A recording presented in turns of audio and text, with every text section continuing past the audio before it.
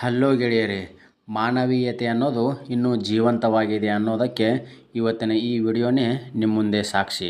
ಹೌದು, ಏನಪ್ಪ ಅಂತಂದರೆ ಮಧ್ಯಪ್ರದೇಶದಲ್ಲಿ ಒಂದು ನಿಜವಾದ ಘಟನೆ ನಡೆದಿದೆ. ಆ ಘಟನೆಯನ್ನು ಇವತ್ತಿನ ನಿಮ್ಮ ಮುಂದೆ ಈ ವಿಡಿಯೋ ಮುಖಾಂತರ ಇಡ್ತಾ ಇದ್ದೇನೆ. ಸೊಸೆಯಾಗಿ ಬಂದವಳನ್ನು ಮಗಳಾಗಿ ಬೀಳ್ಕೊಟ್ಟ ಮಾವ. ಹೌದು ಗೆಳೆಯರೇ, ಏನಪ್ಪ ಅಂತಂದರೆ ಇವತ್ತಿನ ಈ ವಿಡಿಯೋದ ಉದ್ದೇಶ, ಮಗನನ್ನು ಕಳೆದುಕೊಂಡ ನೋವಿನ ನಡುವೆಯೂ ಸೊಸೆಯ ಬದುಕಿಗೆ ಹೊಸ ಬೆಳಕು ನೀಡಿದ ಮಾವ.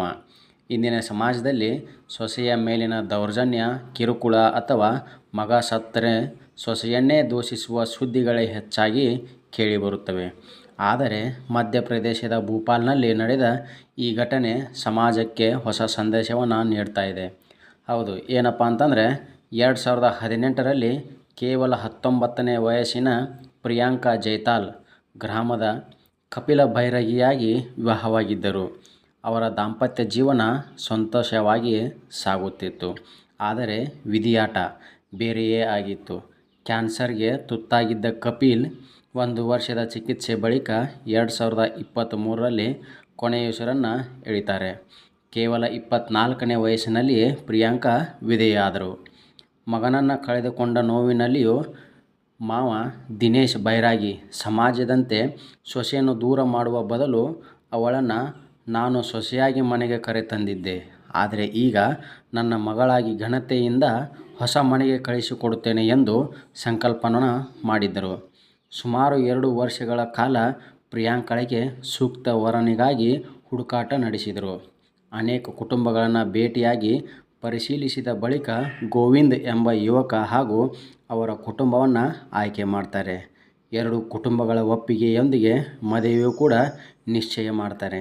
ಇತ್ತೀಚೆಗೆ ಭೋಪಾಲ್ನ ಐಷಾರಾಮಿ ರೆಸಾರ್ಟ್ನಲ್ಲಿ ಸುಮಾರು 350 ಅತಿಥಿಗಳ ಸಮ್ಮುಖದಲ್ಲಿ ಅದ್ಧೂರಿಯಾಗಿ ಅವರ ಇಬ್ಬರ ಮದುವೆಯನ್ನು ಮಾಡ್ತಾರೆ. ಮದುವೆ ಸಂಪೂರ್ಣ ವೆಚ್ಚವನ್ನು ದಿನೇಶ್ ಬೈರಾಗಿ ಅಂದರೆ ಅವಳ ಮಾವ ಪೂರ್ತಿಯಾಗಿ ಈ ವಿವಾಹದ ವೆಚ್ಚವನ್ನು ಅವರೇ ಭರಿಸ್ತಾರೆ. ಅಷ್ಟೇ ಅಲ್ಲ, ತಂದೆಯ ಸ್ಥಾನದಲ್ಲಿ ನಿಂತು ಕನ್ಯಾದಾನ ಕೂಡ ಮಾಡಿ ಎಲ್ಲರ ಕಣ್ಣಲ್ಲಿ ನೀರು ತರಿಸಿದರು.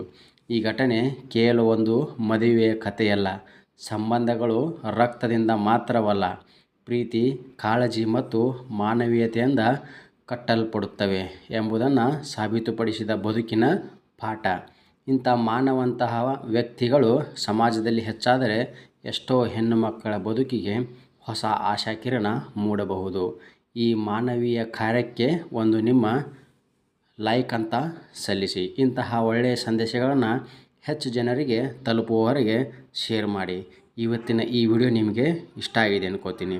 ಇಷ್ಟ ಆದರೆ ದಯವಿಟ್ಟು ನಿಮ್ಮ ಒಪಿನಿಯನನ್ನು ಕಮೆಂಟ್ ಬಾಕ್ಸ್ನಲ್ಲಿ ತಿಳಿಸಿ.